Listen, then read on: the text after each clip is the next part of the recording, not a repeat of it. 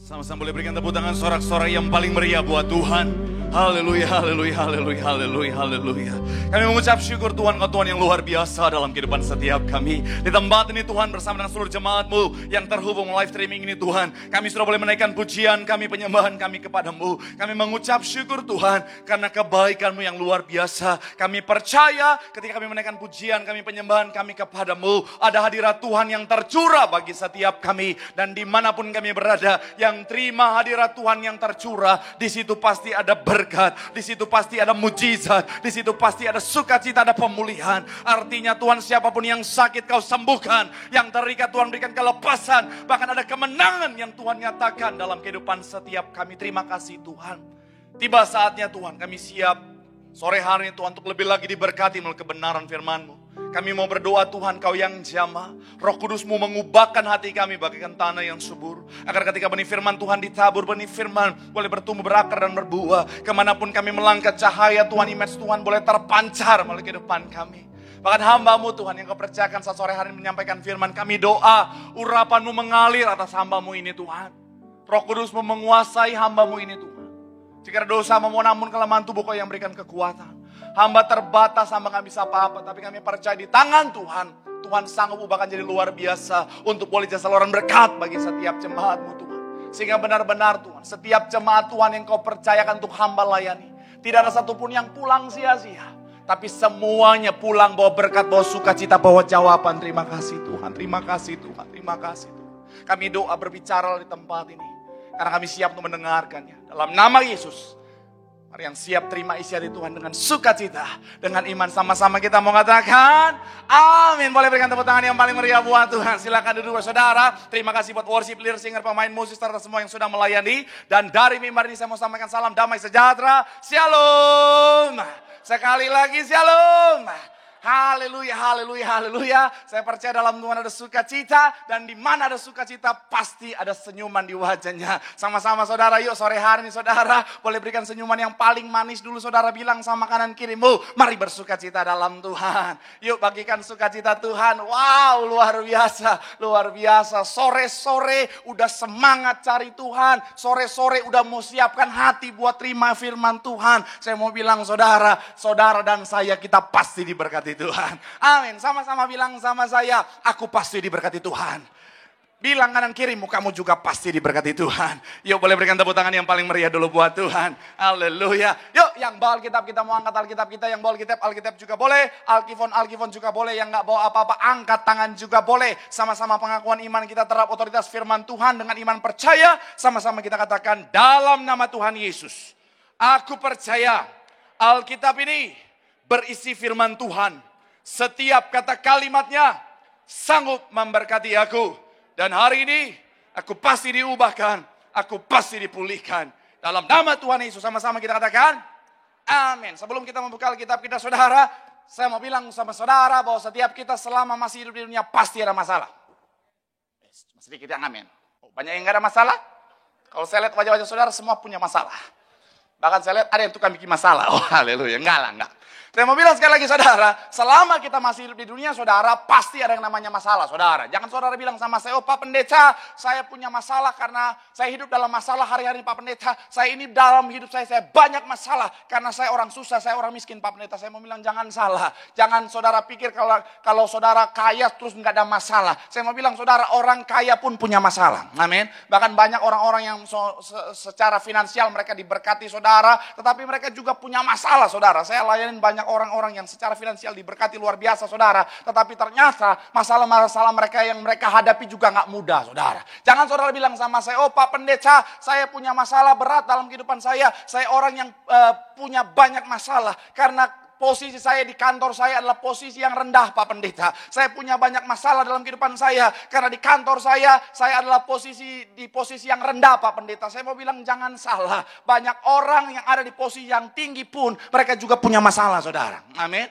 Jangan saudara pikir karena kalau nanti saya udah di posisi yang tinggi, punya jabatan yang tinggi, baru di situ nggak ada masalah. Jangan salah. Justru seringkali saudara, semakin tinggi posisi, semakin tinggi juga level masalah yang dihadapi saudara.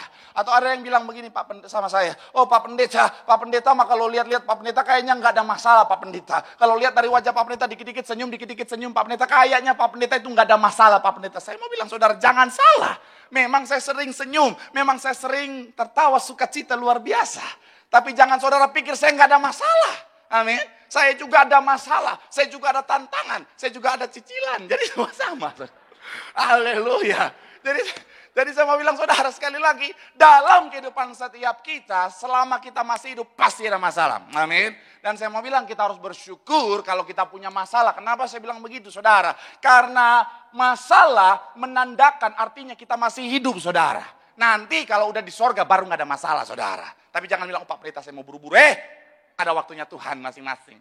Justru saya berdoa, Tuhan jangan dulu bikin rumah aku di sorga Tuhan. Jangan dulu. Peletakan batu pertama dulu aja gak apa-apa Tuhan. Tapi jangan dulu bangun. Masih muda mau menikah dulu Tuhan. Kalau ada yang mau duluan silakan.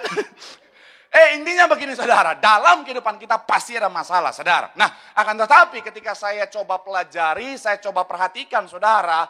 Ada orang yang ketika menghadapi masalah makin hari makin lemah. Ada orang yang ketika menghadapi masalah saudara makin hari makin terpuruk. Ketika menghadapi masalah makin hari makin rapuh saudara. Tapi ada orang-orang yang menghadapi masalah justru makin hari makin kuat. Menghadapi masalah makin hari makin bersemangat. Menghadapi masalah justru makin hari menjadi orang yang semakin hari semakin hebat saudara. Dan saya doa saudara baik yang hari tempat ini maupun yang menyaksikan melalui live streaming. Kita bukan orang-orang yang menjadi lemah tapi semakin kuat. Boleh berikan tepuk tangan yang paling meriah dulu buat Tuhan. Haleluya. Nah, coba kita buka kitab saudara. Judul tema khotbah saya hari ini saudara adalah kuat atau lemah. Sama-sama bilang sama saya kuat. Sama-sama bilang sama saya atau lemah. Amin. Coba kita lihat Alkitab kita. 2 Samuel pasal yang ketiga ayat yang pertama. Ini salah satu kisah saudara yang cukup menarik buat saya. Karena ada masalah yang sama, tantangan yang sama. Tetapi hasilnya jadi berbeda. Ini layarnya memang begini saudara. Harus dilihat pakai iman. Sebenarnya saya full di situ. Haleluya. Padahal saya paling suka di angle ini saudara. Di sebelah sini. Soalnya kalau pas lihat begini. Dari situ saya kelihatan kurus. Kalau gini pipi semua. Haleluya ya, nggak bisa lihat ya udahlah. Masa saya begini? Oke saudara. Yuk sama-sama yang saudara di sana bilang haleluya. Sama-sama kita baca 3 ya. Peperangan antara keluarga Saul dan keluarga Daud berlarut-larut. Daud kian lama kian kuat, sedangkan apa? Sekali lagi 3 ya. Peperangan antara keluarga Saul dan keluarga Daud berlarut-larut. Daud kian lama kian kuat, sedang siapa? Keluarga Saul kian lama kian.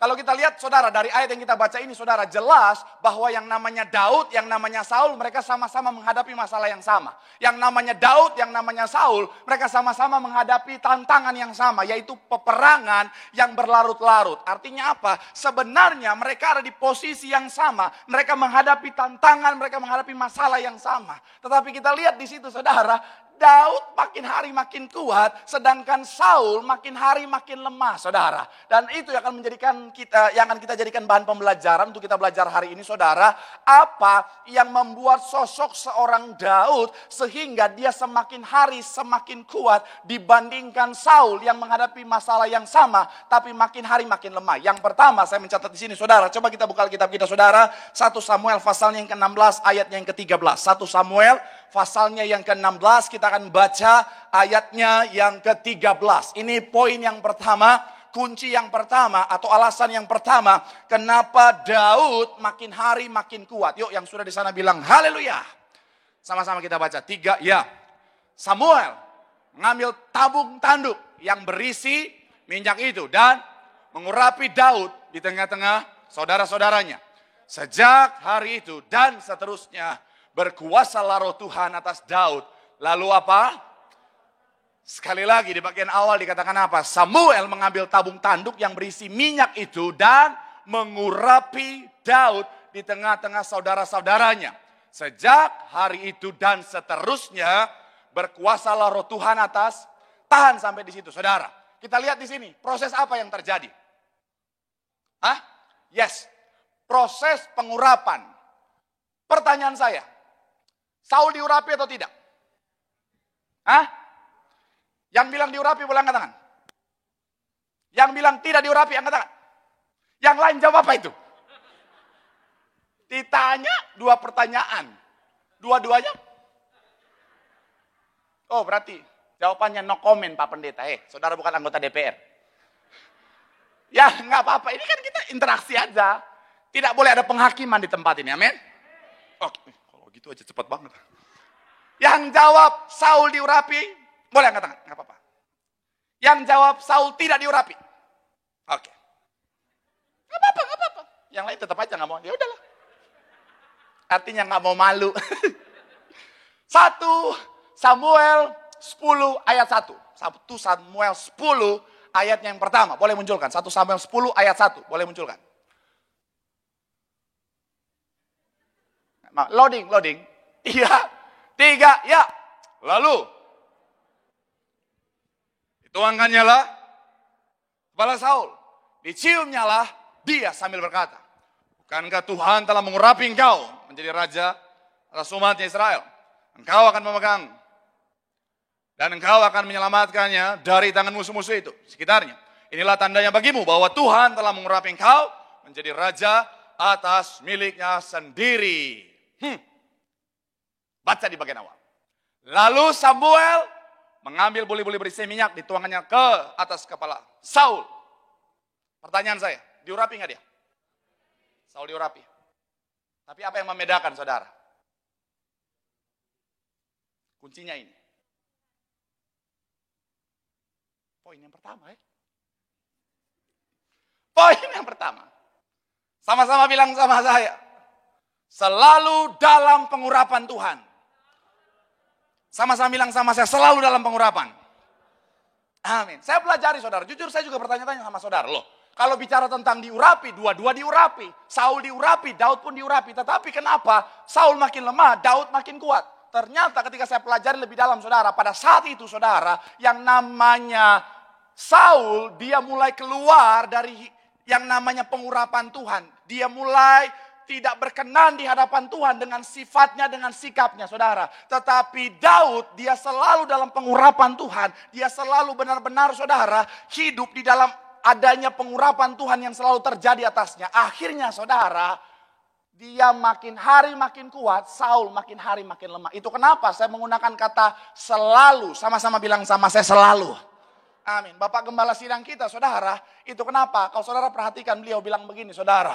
Untuk menyambut Tuhan, saudara dan saya perlu yang namanya puluhan ribu curahan minyak. Artinya apa? Bicara saudara dan saya, kita generasi yang namanya minyak urapan, generasi minyak anggur, kita harus selalu dalam pengurapan. Setiap minggu ada yang namanya minyak urapan, terjadi pengurapan di setiap ibadah Tiberias dimanapun di seluruh Indonesia, saudara. Karena kenapa? Saudara dan saya untuk semakin hari semakin kuat harus sama-sama bilang sama saya, selalu dalam pengurapan. Itu kenapa kita berkata, jangan sampai tidak ada apa? Minyak di atas kepalamu, tanda apa? Harus selalu dalam pengurapan. Kalau saudara cuma diurapi sekali saja, tapi akhirnya saudara langsung hidup seenaknya di luar sana. Saya mau bilang saudara, mohon maaf, bisa-bisa kau semakin hari semakin lemah. Tapi kabar baiknya, kalau kau selalu dalam pengurapan, ada roh Tuhan, ada atasmu, hadir atasmu. Apapun masalah tantangan, kau semakin hari semakin kuat. Tepuk tangan yang paling meriah dulu buat Tuhan. Amin. Itu kenapa? Ayo. Selalu terserah orang di luar sana mau bilang apa. Apa itu Tiberias? Gereja kok minyak. Iya kan, masih ada yang suka gitu. Gereja minyak. Itu gak apa-apa. Tetap dalam pengurapan Tuhan. Di mobil saya selalu bawa minyak urapan. Yang sudah didoakan dalam nama Yesus. Minyak urapan, ada kuasa. Karena ada kuasa Tuhan, bukan kita mempertuhankan minyak urapannya. Tapi karena kita tahu ketika minyak ini didoakan, ada roh Tuhan di dalamnya. Amin. Karena sekali lagi saudara, memang bukan cuma kata hiasan, tetapi benar-benar bicara tentang shemen atau minyak saudara, tanda pengurapan Tuhan ada atas saudara dan saya. Dan saya mau bilang saudara, selalu dalam pengurapan. Masalah tantangan boleh ada, tapi kabar baiknya kita semakin hari semakin dikuatkan. Tepuk tangan yang paling meriah dulu buat Tuhan. Bilang sama kanan kirimu, selalu dalam pengurapan Tuhan. Tepuk tangan yang paling meriah buat Tuhan. Haleluya. Yang kedua, saudara, saya mencatat di sini, saudara. Coba kita lihat Alkitab kita, saudara, yaitu di 1 Samuel pasal yang ke-17, ayatnya yang ke-32. 1 Samuel pasalnya yang ke-17, ayatnya yang ke-32. Haleluya, terpuji nama Tuhan. 1 Samuel pasal yang ke-17, 32, yang sudah di sana boleh bilang haleluya. 3, ya. Berkatalah Daud kepada Saul, Janganlah hambamu ini akan apa? Sekali lagi, 3, ya, berkatalah Daud kepada Saul, janganlah seseorang menjadi tawar hati karena dia, hambamu ini akan apa? Poin yang kedua boleh munculkan, apa yang membuat sosok seorang Daud makin hari makin kuat, sedangkan Saul makin hari semakin lemah, adalah sama-sama bilang sama saya selalu menjaga hati. Sama-sama bilang sama saya selalu menjaga hati. Amin. Saul waktu itu saudara ketika menghadapi Goliat, dia mulai lemah hatinya, dia nggak jaga hatinya, mulai ketakutan, mulai ada yang namanya kekhawatiran saudara. Shalom. Iya, ada apa Dede? Aduh. Jangan halangi anak kecil itu untuk datang padaku. Shalom. Ini dot bayi, Dek. Iya, oh iya. Oh, permen. Makasih. Namanya siapa? Gisel. Mamanya di mana? Oh iya. Tante, anaknya tante. Silakan, makasih Gisel. Tuhan memberkati ya.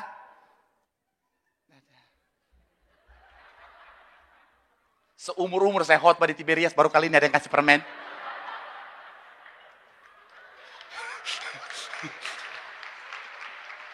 Haleluya. Mungkin ini tanda saya harus cepat berkeluarga dan memiliki anak. Oh Tuhan Yesus. Ya, jangan ketawain, doain. Oh haleluya. Ini kreatif sekali lagi anaknya. Oke, sampai lupa khotbahnya di mana saudara. Oke, sekali lagi saudara. Saya mau bilang saudara, yang namanya Saul, kenapa dia semakin hari semakin lemah? Karena Saul nggak jaga hati. Daud, kenapa semakin hari semakin kuat? Karena dia benar-benar menjaga hatinya dengan baik. Sehingga saat dia melihat Goliat sekalipun, nggak ada yang namanya tawar hati dalam hatinya. Tetapi dia semakin hari semakin kuat karena hatinya tetap hati yang baik. Saya mau bilang saudara begini saudara. Ibarat sebuah kapal di laut. Sekalipun ombak tinggi datang saudara, kapal itu tetap akan baik-baik saja selama ombak itu nggak masuk ke dalam kapal itu. Saya mau bilang saudara, begitupun dalam kehidupan setiap kita. Mau apapun masalah tantangan yang kau hadapi dalam hidupmu, selama kau tidak mengizinkan itu masuk dalam hatimu, kau tetap jaga hatimu, kau akan tetap baik-baik saja. Saya mau bilang saudara, masalah pasti ada. Apalagi mohon maaf ya, di dunia sosial media hari-hari ini saudara, yang namanya omongan netizen kan luar biasa menyakitkan saudara. Betul, apalagi saya bingung mau bangga atau tidak. Indonesia adalah peringkat 1 netizen paling sadis se-Asia Tenggara. Bayangin saudara, mulut netizen kalau Allah Tuhan Yesus. Saya aja baca itu di sosial media saya, TikTok saya, yang belum follow TikTok saya, di Instagram, waduh, mengerikan saudara. Bahkan oh Tuhan, kata-katanya kayak orang, mohon maaf, gak ada perasaan sama sekali saudara. Tapi saya mau bilang saudara, selama saya tidak izinkan itu masuk dalam hati saya akan tetap baik-baik saja. Banyak orang kenapa makin hari makin lemah? Karena dia yang mengizinkan hal-hal negatif itu masuk dalam hatinya. Orang ngomong hal negatif, masukin ke hati. Akhirnya langsung lemah. Orang lain cuma ngomong, aduh Zeng, agak lebih berisi sekarang ya. Wanita itu paling gak suka dibilang berisi saudara. Itu kenapa saya mau bilang buat bapak-bapak, shalom bapak-bapak. Ibu jangan ikut campur. Ini urusan kami para bapak-bapak. Sekali lagi, gak percaya, saya calon bapak-bapak nih. Ini menguatkan iman saya untuk semakin cepat. Sarangeo. Sekali lagi. Shalom bapak-bapak. Pak. Ini antara kita laki-laki aja Pak. Kalau istrimu tanya. Pak. Mama kayaknya gendutan ya. Pesan saya dari mimbar ini. Jangan pernah bilang iya. Tetap bilang enggak. Mama langsing. Saya bukan lagi ajar dusta. Kan gendut atau kurus itu tergantung perspektif. Iya kan? Kalau saudara lihat pakai sedotan, kurus. Tapi saya sementara mengajar saudara untuk menyelamatkan diri masing-masing saudara. Kalau saudara jawab iya, habis setelah itu saudara. Sekali lagi saya mau bilang saudara, dalam kehidupan setiap kita, sampai lupa lagi. apapun kata orang di luar sana, selama kau tidak izinkan itu masuk dalam hatimu, kau tetap akan baik-baik saja. Netizen hari-hari saudara, apalagi kalau ngomong, saudara, aduh pedes-pedesnya bukan main saudara. Orang ngomong apa, aduh Jen kayaknya agak lebih berisi ya sekarang ya. Langsung, oh, Tuhan, Tuhan, katakan Tuhan, Tuhan, oh Tuhan. Ngapain? Ngapain? Atau kadang-kadang suami suka bercanda, mah lama-lama gue lihat lu udah kayak kontainer. Saya mau bilang ya, ini sekarang buat ibu-ibu. Shalom ibu-ibu. Jangan akhirnya kau nggak jaga hatimu langsung. Oh, papa bilang begitu. Oh Tuhan, papa jahat banget. Dulu papa bilang papa mencintai mama. Sekarang dulu papa bilang mama itu kayak gitar Spanyol. Sekarang kontainer Spanyol. Nggak usah. Langsung tetap jaga hati. Oh tenang. Tetap jaga hati. Jangan izinkan kata-kata negatif laki-laki itu masuk dalam hatiku.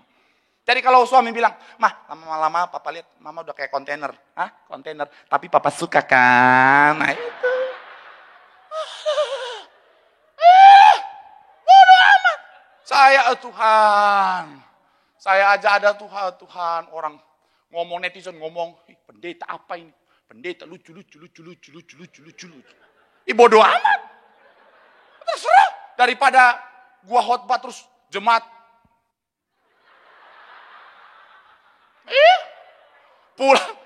Saya tuh ya pengen punya kerinduan itu ya. Orang datang ke tempat pelayanan yang saya layanin. Sekalipun mungkin datang banyak utang. Mungkin datang punya banyak masalah. Sekalipun mungkin datang habis berantem sama istri.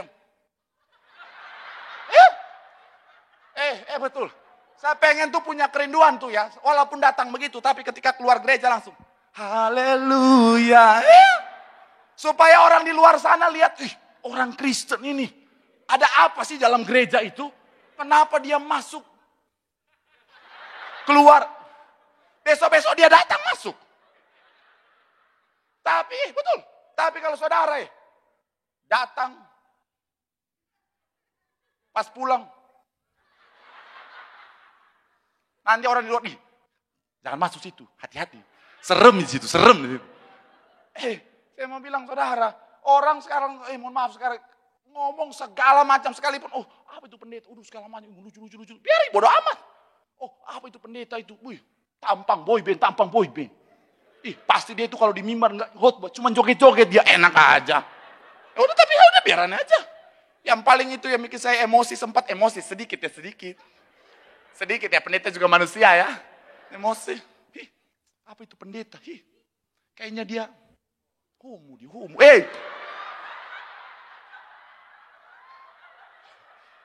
Tuhan Yesus. Tapi apakah saya akhirnya sakit hati? Enggak, bodoh amat. Yang tahu saya sama Tuhan. Sorry, laki-laki sejati 100%. Tepuk tangan buat apa itu? Enggak usah. Saya mau bilang saudara, fokus. Kalau pendeta lagi dihina aja senangnya bukan main. Jahat sekali nih jemaat begini. Saya mau bilang saudara ya, dunia hari-hari saudara di luar sana penuh dengan hal-hal negatif saudara. Tapi saya mau bilang saudara, selama kau jaga hatimu dengan baik, mau orang ngomong apapun, mau orang hina apapun, kau tetap jaga hatimu dengan baik. Itu tidak sampai masuk dalam hatimu. Apapun yang terjadi, kau akan semakin kuat. Tepuk tangan yang paling meriah dulu buat Tuhan. Haleluya. Bilang sama kanan kirimu, tetap jaga hatimu baik. Bilang sama yang ngomong, tetap jaga hatimu, jangan izinkan yang negatif masuk. Tepuk tangan yang paling meriah dulu buat Tuhan. Yang terakhir saudara, pemain musik boleh maju ke depan saudara. Yang terakhir, sambil pemain musik boleh maju ke depan saudara. Saya jadi ingat sedikit saudara, sebelum kita masuk pada poin yang terakhir saudara. Saya jadi ingat saudara, Bapak Gembala sidang kita selama waktu saya jadi tim Bapak Gembala bersama Ibu Gembala saudara. Yang namanya hinaan kan banyak saudara. Gereja ini saudara karena semakin hari semakin diangkat Tuhan naik, semakin luar biasa. Banyak pertobatan terjadi, banyak sekali omongan-omongan yang negatif, banyak sekali hal-hal hinaan-hinaan yang menyerang gereja ini saudara. Tapi saya kagum sama Bapak Gembala, beliau cuma bilang begini. Saya pilihan Tuhan, Tuhan pasti bela saya. Dia nggak izinkan itu masuk dalam hatinya merusak. Beliau tetap fokus untuk melayani Tuhan. Akhirnya apa? Gereja ini Tuhan terus angkat diberkati. Tepuk tangan yang paling meriah dulu buat Tuhan. Pemain musik boleh maju ke depan. Yuk, yang terakhir saudara. Coba kita lihat Alkitab kita saudara. Yaitu di bagian yang terakhir. Mazmur pasalnya yang ke-23. Mazmur pasalnya yang ke-23. Haleluya. Yuk, pemain musik boleh maju ke depan. Yang sudah di sana boleh bilang, haleluya. Yang saya bilang, jangan izinkan masuk tuh hal negatif. Bukan pemusik, makanya pemusik masuk aja.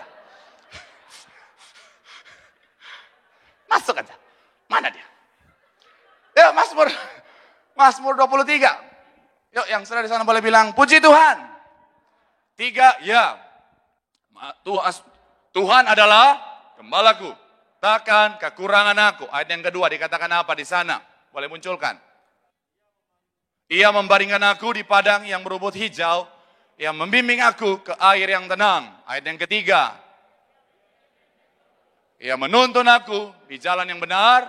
Oleh karena ayatnya yang keempat. Berjalan dalam lembah kekelaman. Aku tidak takut bahaya. Sebab engkau besertaku. Gadamu dan tongkatmu. Itulah yang menghibur aku. Ayat 5 dikatakan apa? Engkau menyediakan hidangan bagiku di hadapan lawanku. Engkau mengurapi kepalaku dengan minyak. Pialaku penuh melimpah. Ayat 6. Kebajikan, kemurahan belaka akan mengikuti aku seumur hidupku. Dan aku akan diam dalam rumah Tuhan. Ayat 4. Boleh munculkan ayat yang keempat. Dikatakan apa ayat yang keempat? Ayat yang keempat. Sekalipun aku berjalan dalam lembah kekelaman, aku tidak takut. Tahan sampai di situ. Pertanyaan saya, sekalipun aku berjalan dalam lembah kekelaman, aku tidak takut bahaya. Ini bicara tentang lagi dalam masalah atau tidak? Salah. Lembah kekelaman bicara tentang masalah. Lembah kekelaman bicara tentang masa-masa sukar. Lembah kekelaman bicara tentang tantangan dalam kehidupan. Tetapi dia tidak menjadi lemah. Poin yang terakhir dikatakan, sebab engkau besertaku. Poin yang terakhir, karena selalu mendekat pada Tuhan. Ini simple tapi powerful, saudara.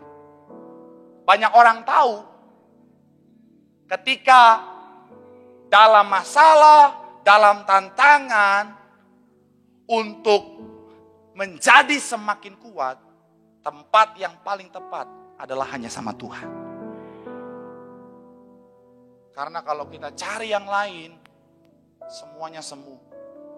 Banyak orang, mohon maaf ya, ketika dalam masalah, dia mencoba cari, mohon maaf, minuman keras. Mungkin masalahnya lupa dikit. Tapi habis itu, selesai, dampak dari minuman itu hilang.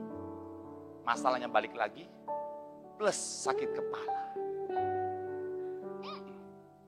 Bahkan ada yang, mohon maaf, cari hal-hal yang negatif, ke dunia malam, ajojing sebentar, lupa bentar, bangun pagi, masalahnya balik lagi, bahkan bukan cuma balik lagi, tambah lagi masalahnya. Ya.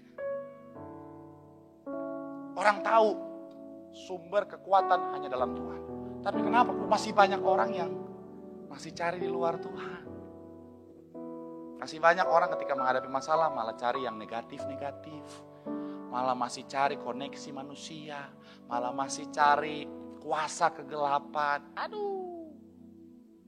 Hei, Daud sudah membuktikan dia semakin hari semakin kuat. Karena dia selalu mendekat sama Tuhan. Waduh. Gereja ini saya mau bilang saudara sekali lagi. Saya selalu based on Bapak Gembala Sidang bersama Ibu. Karena pelayanan kehidupan mereka sudah terbukti, saudara. Jadi saya suka belajar dari mereka, saya menjadikan mereka sebagai role model saya. Gereja ini masalah, tantangan, aduh. Saya aja dari 2007, saya bisa melihat tantangan demi tantangan yang terjadi, saudara. Tapi Bapak Gembala Sidang bersama Ibu, kenapa selalu kuat? Karena mereka memang orang-orang yang selalu mendekat sama Tuhan. Bapak rajin doa, Ibu rajin nyembah Tuhan. Mau kekuatan sebesar apapun yang menyerang, mereka tetap teguh. Karena dasarnya tuh Tuhan. Saya jalanin kehidupan saya. Aduh Tuhan. Jangan sekali lagi, jangan saudara pikir ketawa-ketawa gak ada masalah. Aduh, kadang-kadang saya pernah sampai saya gak akan pernah lupa tuh. Saking besarnya masalah yang saya hadapi. Saya sampai sama tim saya, tiap malam tuh berlutut berdoa nangis sama Tuhan. Jadi jangan saudara pikir saya ketawa-ketawa gak pernah nangis. Nangis juga. Betul. Melihat ini saya nangis, Tuhan kapan?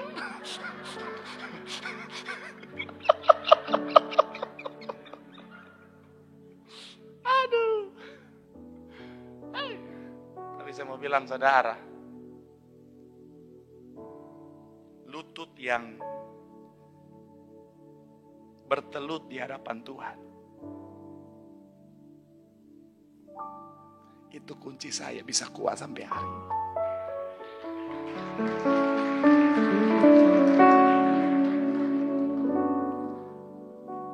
Saya nggak tahu apa masalah tantangan saudara hari ini. Mungkin seberat yang kayaknya berat banget. Mungkin kayaknya Tuhan, kayaknya nggak sanggup gitu tuh pikul. Tapi saya mau bilang kita tuh punya sarana yang luar biasa. Nih, berlutut berdoa. Sampai hari ini, sepanjang kehidupan saya, gak pernah saya hadapi masalah. Terus akhirnya, saya kalah setelah saya berlutut. Apapun masalah yang saya hadapi, ketika saya udah berlutut sama Tuhan, saya udah angkat tangan saya sama Tuhan. Saya kasih masalah saya sama Tuhan. Tuhan turun tangan. Semuanya selesai.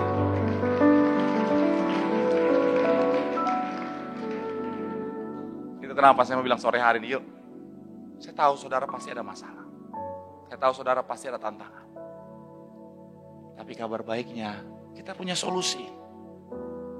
Berlutut sama Tuhan, datang sama Tuhan. Karena orang yang berlutut di hadapan Tuhan adalah orang yang sanggup bangkit dan memikul setiap beban dalam hidupnya. Boleh berikan tepuk tangan yang paling meriah buat Tuhan. Bilang sama kanan kirimu, datang sama Tuhan. Di situ ada kekuatan dan pemulihan. Tepuk tangan yang paling meriah buat Tuhan. Sama-sama teduhkan hati kita di hadapan Tuhan.